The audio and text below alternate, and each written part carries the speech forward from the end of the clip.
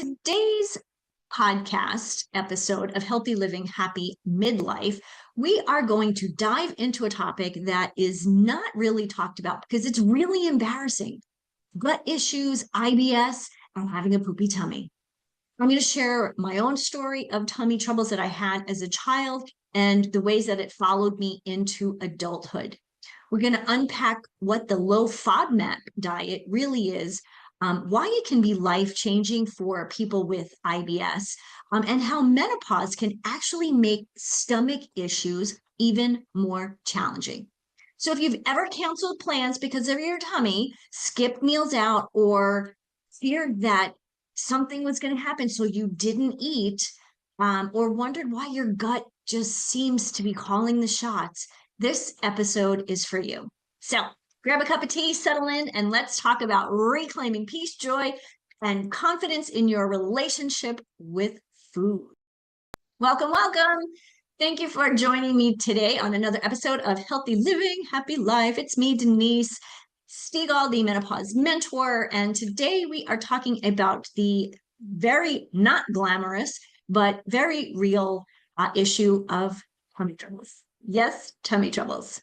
Now, I don't mean the occasional stomach ache after you had too much pizza, but I mean the kind of stomach issues, gut issues that really derail your plans, dictate your schedule, and sometimes even make you afraid to eat food. So this one is personal for me, and I'm going to tell you a story about, well, me. When I was a kid, little girl, I was the girl with the poopy tummy. At least that's what my mom used to call it. And that was the constant, but the occasional stomach pain and cramping that I would get kind of out of nowhere. Well, obviously at the most inopportune times. It had gotten so bad one night at a sleepover. I'll never forget this. Luckily, the sleepover was just around the corner from my house. But I was getting these pains in my stomach at like 2 o'clock in the morning, and I was sweating like profusely. And I ended up lying on the bathroom floor, totally in agony. And this was embarrassing. I was like 7 years old. But before anybody could notice, I actually pulled myself together, walked out the door, and walked around the corner, went home in the middle of the night. To be honest, that was the end of sleepovers for me for a very, very long time. Fast forward to college. My sister actually started to struggle with some of these tummy troubles. And the worst times were when we knew we were going to be in a car driving. And so we were driving from Long Island through the city of New York, through some bad areas on highways, where for about an hour and a half, 2 hours, if you had to go to the bathroom, you kind of had to hold it. Well, with these kind of tummy troubles, when they hit, it was really impossible to hold it. So this was really a challenge for both of us. It was embarrassing. It really caused a lot of stress. And of course, stress, as we were told, makes this even worse. Now, we never went to the doctor for this. Mom always said, oh, you just have a poopy tummy. Here, take some, Pepto-Bismol, you'll feel better. So lots of, family, friends, my sister's fencing coach, my fencing coach, basically said to us, okay, just calm down, just be calm because, you're making it worse. Well, yeah, that may have been true, but it obviously didn't solve the problem. Even as an adult, fast forward even more, granted, episodes were fewer and far between, but they were not gone. I will never forget, my husband and I almost missed a flight home from Paris because essentially I had taken up residence in the airport bathroom. Yeah, embarrassing. Let me tell you, that was a very long, uncomfortable flight. And luckily I wasn't too far from the bathroom. But again, that was embarrassing. How many times I got up back and forth to go to the bathroom.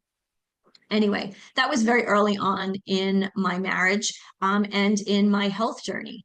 So flash forward again, I changed everything with my diet. I never thought I had a bad diet, but I ate a lot of things, processed foods, more often than I actually realized. So, what did I change? I went to real food, got rid of the fast food, no matter what it was, no fake foods, none of these prepared meals, nothing out of a box or a bag or a packet, anything like that. And to be honest, my gut responded pretty quickly. And in a sense, like over the course of a year or so, I feel like I cured myself, right? My gut responded in such a great way, in such a positive and happy way. Um, Funny enough, a bit of a twist. Years later, my mom started to deal with many of the same symptoms. Now, to be honest, I don't know if she was ever struggling with this when she was younger. I don't think she was. It wasn't until she was older. Um, and actually, she was probably around the age I am now. Maybe she was 50 when her stomach issues started to hit her. She went to a gastroenterologist many, many times, who actually diagnosed her with IBS, or irritable bowel syndrome. God, I even hate saying that word. IBS is so much better than the B word, right? And he gave her medication, yet the episodes didn't actually go away.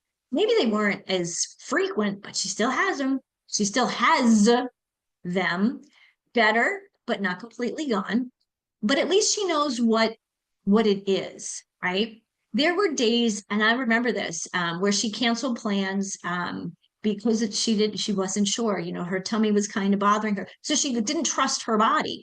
I remember recently, we were going to be flying to London, and 2 days before we were going, 2 days before, she had some pizza, a lot of cheese on the pizza, hence a cheese pizza. And the next day, her stomach was bothering her. Like, she didn't leave the house most of the day because he had to keep running back and forth to the bathroom. And of course, now she's worried the following day because she's going to be getting on a plane to London. So, like, that next day, she didn't eat anything. Like, she had dry toast and, some green tea. That's it. Like, so she really still, at this stage, she's in her 80s, which makes things even more complicated. If we can nip these things in the bud when we're younger, it just makes it easier as we go, as we age, right? The interesting thing was she had been back and forth to this gastroenterologist a couple of times a year. Never once did he mention that her diet could be affecting her. The foods that she was eating could actually be affecting her. And one day, while she was watching a TV program, okay, probably Dr. Oz or whatever, there was a doctor who was promoting his book on the benefits of the FODMAP diet. Now, yes, he was there to basically to sell his book, but it was all laid out for you. It was all in his book. However, thought, including some very questionable advice. For example, the one thing that stood out was he recommended drinking Arizona green tea. That particular brand, I don't know why. Now, the regular one, it does taste good. The regular one is loaded with sugar. Sugar is definitely not something we want in our diet when it comes to drinking something. The diet drink was full of artificial sweeteners, which can stir up more tummy troubles rather than fixing it. So it didn't make any sense to me that in this book that was talking about a FODMAP diet was touting the addition of this drink that either included sugar or included artificial sweeteners. Now, I'm not exactly sure if somebody was paying him. I have no idea. But anyway, still, at this point, it did kind of give her some hope and gave her, opened her mind to maybe something was happening. Now, granted, she and I have had conversations through the years where she has said, well, Denise, you can't just stop eating things that you've been eating your whole life. Yes, you can. But you don't have to do that forever. Okay. Unless it's something you truly have an allergy to. So let's talk about what the heck is this FODMAP thing anyway, right? It's a stupid word, like FODMAP. So let me break this down a little bit. Yeah, FODMAP. That is a mouthful. But what does it stand for? Oh gosh, this is really going to be a mouthful. Fermentable, geez, oligosaccharides. Easy for me to say. Disaccharides, monosaccharides, and polyols. Okay. Basically, these are certain types of carbohydrates that are found in certain foods. Okay. Gosh, those are a lot of words. Maybe that's why they say it. We'll just call it FODMAP. So foods like what? Fruits like apples, pears, and watermelon. I love apples. I have 3 apple trees in my backyard. Luckily, I know that apples do not bother me. So anyway, what else? Dairy, milk, and soft cheeses. Somehow hard cheeses are different. Beans and lentils. Now that wasn't something that we ate very much growing up anyway. Wheat, garlic, and onions. Probably had a lot of onions. The last one that we talk about is sugar alcohols that are in these sugar-free products. Now think about so many of the sugar-free products. Chewing gum, sugar-free. The green tea that I mentioned a few minutes ago, the diet one, sugar-free sweetener. So these sugar alcohols also are a challenge for a lot of people. I find when it comes to these type of sweeteners, they literally all go to my head. They actually give me a migraine. And so I learned very early on not to have anything that has any artificial sweetener. And I can tell you when I do, because instantly there's like, ooh, I got a bit of a headache. May not turn into a migraine, but more often than not, it does. Now, here's the interesting piece. For most people, these foods, except for the sugar alcohols, are actually superfoods. They are super gut foods. Like your gut loves them, right? Apples, pears, watermelon. I mean, these are fruits that have fiber, that have all the vitamins and minerals that and antioxidants that your body needs, right? They actually feed the healthy microbes in our gut. They give us fiber, vitamins, and tons of energy. However, if you have IBS, these foods that ferment in the gut, they're pulling in water, creating gas, part of IBS, and causing all of those uncomfortable symptoms, sorry, the bloating, the pain, the diarrhea, the constipation. Yes, is really, I mean, it can go from one extreme to the other, right? The constipation to the diarrhea. It is so unpleasant. And looking at research done on FODMAP, at Johns Hopkins, they've actually shown that FODMAP diet can reduce IBS symptoms in up to 86% of people. Okay, now the point. The FODMAP is not a villain. You know, those foods are not villains, right? They're actually good for us. But with people with IBS, you have to be much more careful and you have to manage these foods in a different way. How does that work? There are 3 stages. Now, this is a I hate this word diet. The FODMAP diet is not something that you are supposed to be on for your entire life, right? It's an elimination diet that helps you to find what foods affect you more. And really, it's a diet that helps your gut to heal. So, step 1, what do we do first? The elimination of those high FODMAP foods for 2 to 6 weeks, essentially to calm your gut, because you know, the more we're eating them, like you're just aggravating it over and over and over again, especially if you don't know what's bothering you, right?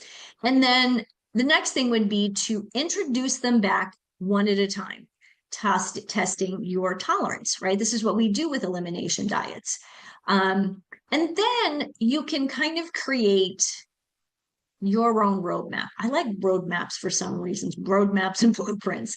And you keep what works and you moderate what doesn't, right? So I'm not saying that with FODMAP, we're not saying we got to avoid these foods forever, right? But it's learning to understand how your body responds to these foods and give it the balance that it needs, right? I mean, I'm trying to think. French onion soup would not be much without onions. You'd have soup. You'd have a piece of bread and some cheese, right? Oh, cheese, there you go. The cheese would could potentially affect you, right? So again, this is a delicious food that you may love. It's probably not something you have every day, but on the rare occasion, you want to be able to enjoy it and it not kill your stomach afterwards. Right. So this is where we have to pay attention. You know, do the onions bother you more or does the lactose, the cheese bother you more? And is it a lactose intolerance? Well, it would be a lactose intolerance, right? But again, it's not an allergy. If you're allergic to something like all of the people nowadays that are allergic to tree nuts, if you're allergic to peanuts, you stay away from them 100%, right? With an allergy or sorry, with a sensitivity, it's different. It's not going to kill you. It's probably going to upset your stomach and make you feel kind of crappy for a while, literally. Anyway, now I am the menopause mentor. Why am I talking about this? IBS and FODMAP and this, be tummy nonsense. Because in menopause, yes, in menopause, there is we can connect the dots here, right? We want to thrive in midlife. If we're already struggling with IBS, that's one thing. But what we do know in menopause, when your estrogen and your progesterone are declining, these are actually two hormones that have calming effects on your gut. So as they're going away, so does that calming effect, right? These hormones normally regulate how food moves quickly through your digestive tract. Without them, your gut's going to become more sensitive, possibly more unpredictable, right? One day you feel fine, another day, you're, bloated and, got gas pains or whatever it may be, right? So these can get worse during perimenopause and in menopause. So that being said, we need to really pay attention to what's going on in our body. And of course, I say this all the time, estrogen has over 300 tasks that it does in our body. There are estrogen receptors all throughout a woman's body, right? So as estrogen is declining, it's affecting every area of our body, right, in different ways. So this is something we really need to understand, right? Estrogen does so many different things. And yes, dropping estrogen and IBS or tummy troubles may seem like they're not connected, but there is a connection there. Now, you may not experience it at all. I'm jealous. If you do start to notice this, okay, it's time to pay attention, right? And while IBS, I mean, obviously, IBS doesn't cause menopause, but the hormones in menopause can cause symptoms or amplify symptoms of IBS or digestive issues. That doesn't need to be IBS like that serious, but definitely digestive issues, right? Especially if you've already been struggling with digestive issues. So first and foremost, awareness gives us power. If you know what is going on in your body, if you know how your body feels after, eating certain foods, then you can start to figure out, okay, and this is where I always say track everything, right? If you're going to eliminate some foods, what did you just eliminate? Right. And I'll have some information in the show notes about FODMAP and the FODMAP diet. So with the right strategies, then you can actually, one, embrace more real food. If that's been a challenge, right? If you've been eating foods that are known to irritate our stomachs, cause bloating, and are not on that FODMAP list, that could also, confuse things, right? So we need to figure out what's really happening. So identify what your FODMAP triggers are, but also figure out what other triggers you may have, right? Important to learn how to reduce your stress, because as I mentioned early on, stress can actually increase the uh, increase your symptoms, right? So when you're supporting your gut health, then you are going to reduce flare-ups, situations, symptoms, all of that. Um, Obviously, menopause is not the end of this, let's just say joy at the table, like eating, fun foods and all that. Really, it's just another invitation to listen to your body in a new way. Your body is different today than it was when you were 20 and or 30 or even 40. Right. So it's just a matter of listening to your body, understanding what it likes, what it doesn't like, and how we can work with your system to alleviate symptoms and get you on a good track, right? For me, real food and lifestyle changes were enough to basically heal me. I haven't had an episode like that in many, many years. So I'm pretty excited about that. And even through menopause, right? I've been dealing with menopausal symptoms since I was 37, 38 years old, right? It's been a long time. But I have not had any of these symptoms since I changed my diet and my lifestyle.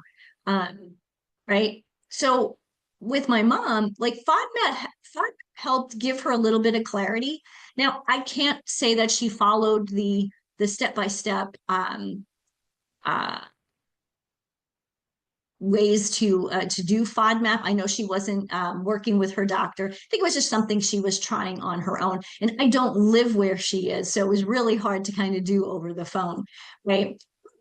Most of the time, she knows foods that bother her. Doesn't mean that she doesn't, doesn't mean that she always says no to them. And some days she's fine, and other days, she kind of says, "Why did I do that?" Right? We've all been there. So I think that's really important. Like there's never 100% with everything, right? So food should be joyous. We should enjoy our food, right? It's not supposed to be a source of fear and stress and frustration. Stress is just going to make it worse anyway. So if you're listening and going, yep, that's me, Denise. Here's what I want you to remember. A couple things. Low FODMAP diet is not for everyone, right? But it can be a game changer if you have IBS. And that is something that your doctor needs to diagnose. You can't just say, okay, we have some tummy troubles. I must have IBS. You want to make sure that you're working with a doctor because sometimes symptoms can get masked as something else, right? So you definitely want to make sure that you have a doctor on your team, right? You want to do the elimination with guidance from either, probably won't be your doctor because they don't do this kind of stuff, dietitian, nutritional coach, somebody just like me who knows how to help you through this, understands what each step is, how to go through each step and how to help you manage them, right? And the other piece, this is really, really important. Your gut is adaptable, okay? Over time, it can actually learn to tolerate more of these FODMAP foods. So remember, we take them out, we give it 2 to 6 weeks, we introduce one at a time, and you'll find out, ooh, this one doesn't bother me so much anymore. Ooh, this one, yeah, this one still kind of bothers me, right? And we make sure that that's in a plan for you, right? It's that roadmap. Then maybe, just maybe, you'll find yourself enjoying the apple or the onion or the piece of soft cheese again down the road. So again, this isn't something that you're supposed to be on forever. It is a tool. I think tools are essential for those of us in midlife, right? We need to know, we need to have a roadmap and we need to have tools in order to get us from one part of the map to the next, or the blueprint, let's say. So if you are struggling with any of these tummy troubles, I'd love to hear your story. If you know someone who has been struggling with this, has IBS or any kind of gut issue, please reach out, share this with them. Would love to connect with you, would love to connect with them. Remember, you don't have to figure this out alone. There's so many things that are going on in life, especially in midlife with menopause, reach out, talk to someone. I'm here for you, for your support. I'm here for your support system.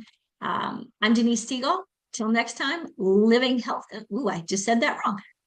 Till next time, healthy living, happy midlife. I will see you next week.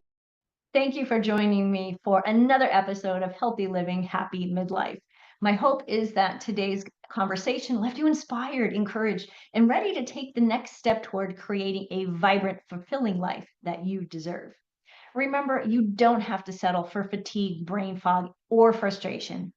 Midlife is not the end of your story. It's the doorway to your next best chapter. And I'm here to help you walk through it with energy, with confidence, and with joy. So if you're ready to take this journey further, I invite you to schedule a free strategy call with me. The link is in the show notes. And together we'll design a plan that works for you at this time in your life, for your body. So be sure to subscribe, rate, and review your show, the show on your favorite podcast platform. Catch the video version on YouTube so you never miss another episode. Share it with a friend who needs to hear that midlife can truly be the most powerful season of her life. Until next time, I'm Denise Stegall, reminding you that healthy living, happy midlife is just possible. It's yours for the